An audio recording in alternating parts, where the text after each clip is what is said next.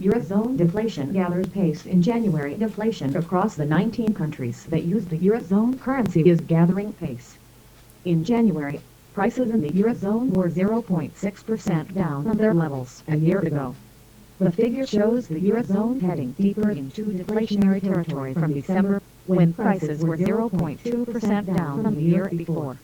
A large contributor to falling prices is the cost of energy, with oil prices down almost 60% on the middle of last year. Energy prices plunged 8.9% in January. If food and energy are stripped out of the calculations, Eurozone prices were still rising at an inflation rate of 0.5%, down from 0.7% the month before. The Eurozone has only once before experienced deflation at these levels, in July 2009, as the region first went into recession following the financial crisis. Last week, the European Central Bank (ECB) launched a program aimed at pushing prices back up, known as quantitative easing, through which it injected around €1 trillion into the economy. Line analysis. Andrew Walker, BBC World Service economics correspondent. It was energy prices that have pulled the Eurozone into deflation, but prices across the economy are rising slowly, well short of the European Central Bank's target to be low but close to 2%.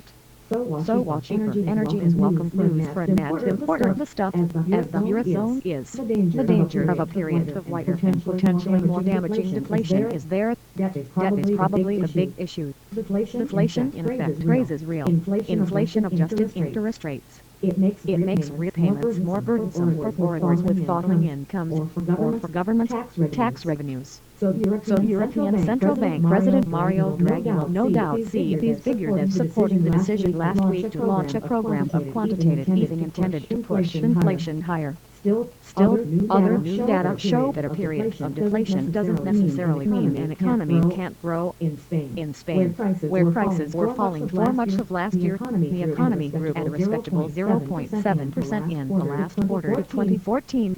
Line stability target. Christian Schultz, senior economist at Berenberg Bank, said the latest figures showed that the ECB was more than justified in taking aggressive action earlier this month. The multi-stimulus of cheap oil, the weak euro, and aggressive monetary easing is now stabilizing expectations and will help the ECB reach its price stability target over time. There was better news on Eurozone unemployment, which fell to 11.4% in December, down from 11.5% in November. Within that figure there are huge differences between jobless levels in different countries.